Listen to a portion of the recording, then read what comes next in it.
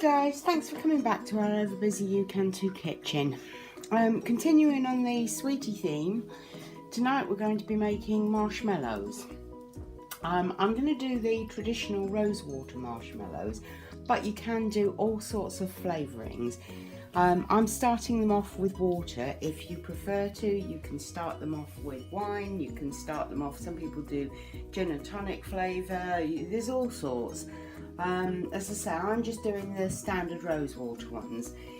The recipe I'm doing, I'm actually trebling the quantities because I want a lot of marshmallows, but in the recipe that I'll put in the description for you, obviously it's only a third of this, but if you want more, then obviously do the same as I'm doing and trebling it. My quantities, because I am trebling it, I will tell you in the trebled quantities, but as I say, in the description they will be in the single quantities.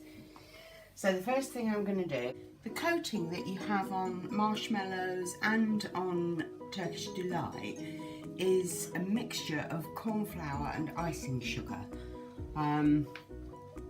It's a really bizarre mixture, but it really works.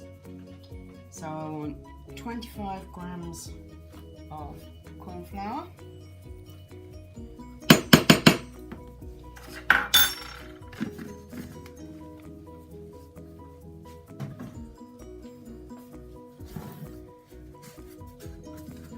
Oh, 25 grams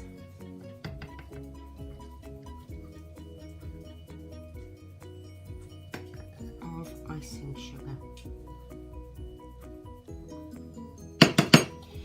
The easiest way to do this is in a bag because you have to mix them together. You could do it in a bowl with a whisk, but it's just as easy to put it in a bag, grab the top and just shake it together.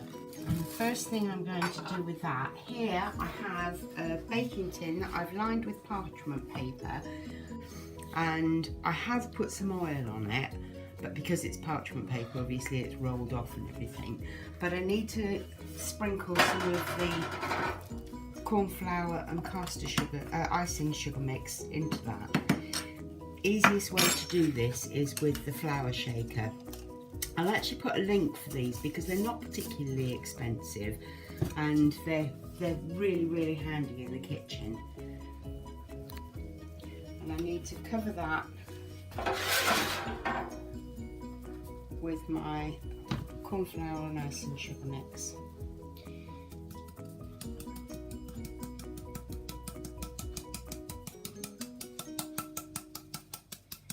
Make sure it's well covered because your marshmallows are going to be going into this tin, and please make sure you use parchment paper because if you use greaseproof paper you will never get it out of the tin.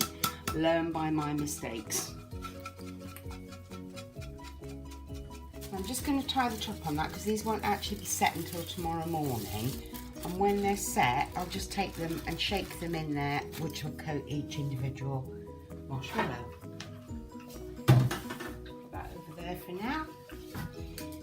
Now again, because of the quantity I'm doing, I'm using my jam pan because it's big enough to take it.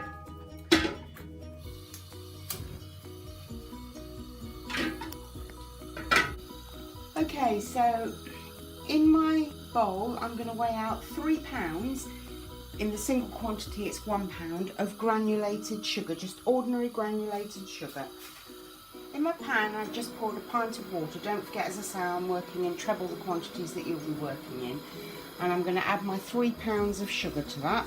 I need to dissolve my sugar completely. You don't want any lumps in here, any grains of sugar left. It's got to be completely melted. In my bowl here I have 6 egg whites. I need to whisk those until they reach stiff peaks. So I'm going to obviously stop recording whilst that happens because it's going to be very noisy, but I'm just going to whisk them up. Okay, so I've got my egg whites up to stiff peaks. You can see they're staying in the bowl, they're not going to come out. That's exactly what I want. My sugar's just about dissolved. Yeah, I'm getting no more granules on my spoon.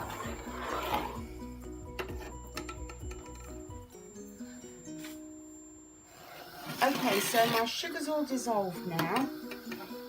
I've got a spoon resting in boiling water because I'm going to be using liquid glucose, which is the stickiest thing on the planet.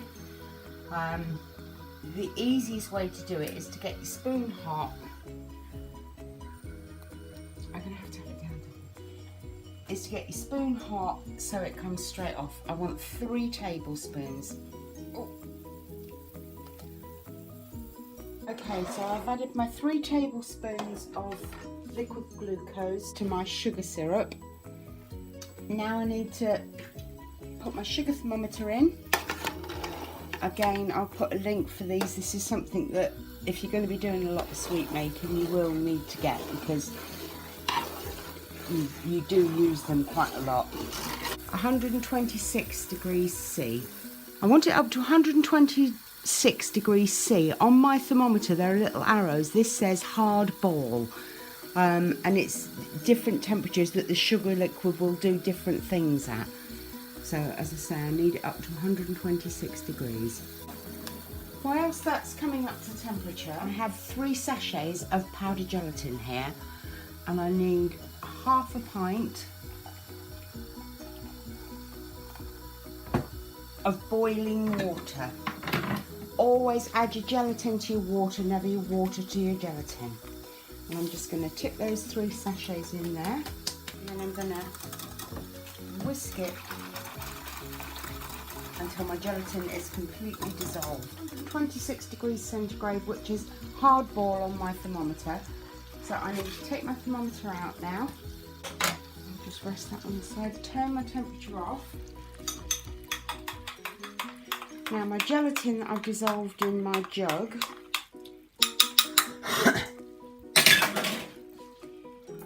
Very carefully, because it will bubble, add it to your sugar mix and stir it in. I need to add my egg whites that I whisked earlier, a whole lot straight in, and whisk up. Okay, I've whisked that until it's pretty stiff. Now I would strongly advise you have an electric whisk for this. It's just taken me 15 minutes with my electric whisk on full power. If you try to do it by hand, I would set aside about a week. It's stiffened up and it's ready to have some stuff added to it. You'll see the difference. So I know it's noisy, but when I whisk the food colouring in, I'm using red food colouring because I want pink marshmallows, but you look at the difference in the texture. That's my food colouring whisked in. You can see how thick and gloopy that is now. That's exactly how I want it. Now I'm going to add my rose water. Word of caution, be very careful with rose water. It's a very strong flavour. Some are stronger than others. If you add too much, it tastes vile. I'm just going to add 1.5 teaspoons to my mix. You'll only need about half a teaspoon if you're doing rose water flavour. Excuse me. And again, I'm going to whisk that in. Okay, so we're back to our baking tray that we lined with parchment paper, greased a little, and we shook the icing sugar and corn flour mix in. I'm going to tip my marshmallow mix straight into there. A whole lot goes in, obviously. As much as you can for the sides and everything. Don't worry about, and some people might think, oh, they haven't cooked the egg whites. They have cooked because the heat of the sugar will cook them. So really don't worry about things like that. These are perfectly fine for absolutely anybody to eat. Obviously, unless you have an egg allergy. But, you know, don't think, oh, I can't give them to expecting women or young children or anything like that, because you can. The egg white is completely cooked because, as I say, the heat of the sugar and everything cooks it. Just give your tray a couple of bangs, because you're going to have some air bubbles in there, and the last thing you want when you cut into a marshmallow is a big air bubble in the middle. And then you just leave that overnight or a couple of hours. It's going to take about 2 or 3 hours to set. Do not put it in the fridge because it will not set in the fridge. It's a moist air in the fridge for some reason, and it just doesn't set. You need to leave it out on the side, just normal room temperature. And I say a couple of hours, and 2 to 3 hours, and it should set nicely. Guys, so I've left my marshmallows overnight to set. As you can see, I hope you can see, I've actually cut mine in the tin because it's easier to cut them in the tin. Just take a sharp knife and a little bit of oil on your fingers. Run the oil along the edge of the knife, obviously being very careful not to cut your fingers, and just cut through your marshmallows. The oil stops them sticking quite so much. They will stick a little bit, but you won't get so much drag. Then all you do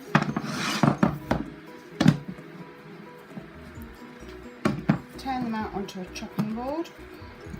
Keep your fingers crossed that they come out of the tin. There we go.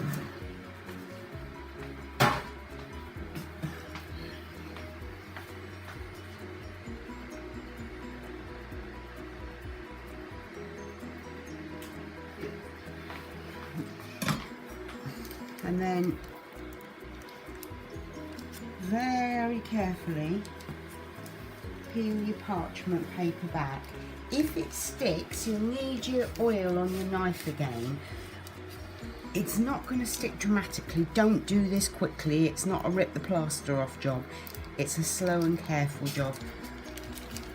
If it does stick at all, just use your knife with a little bit of oil on it and just ease it off of the parchment paper, and that will stop it sort of sticking and ripping your whole marshmallow apart. And you can see I've loosed all the edges and just pull it back.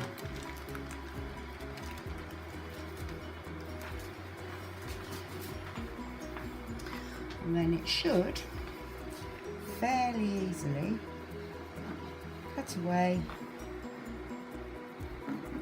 into its individual pieces. This is still a little bit gooey because I've got a very deep marshmallow here.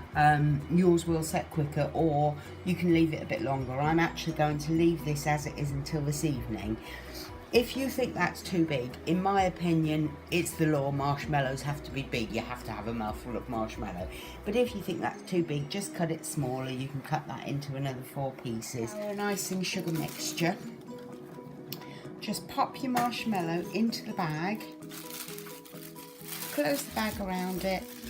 Trying to trap some air in there because you need room to shake it. And just give it a shake.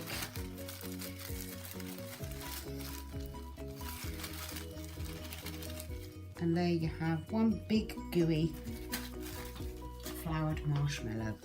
Okay guys, I'm laughing because my lovely cameraman's pinched that marshmallow and he's got flour all around his mouth now. So that's about it for this video. I hope you've enjoyed watching, and I hope it'll get you cooking really soon, because you can too. I really hope I'm showing you just how simple this is. Please, please, please, as usual, like the video for us, subscribe to our channel. We do have a giveaway coming up, and there'll be lots of lovely treats in that giveaway. Unfortunately, it'll only be open to our UK subscribers because I'm not allowed to send food abroad. But subscribe anyway, we like to have your company. Touch the little bell icon for notifications when we post more videos, and as I say, on the run up to Christmas, hopefully we'll be getting lots more lovely videos out like this. Thank you for watching today. We hope you'll join us again really soon in our You Can Too kitchen. Take care, bye.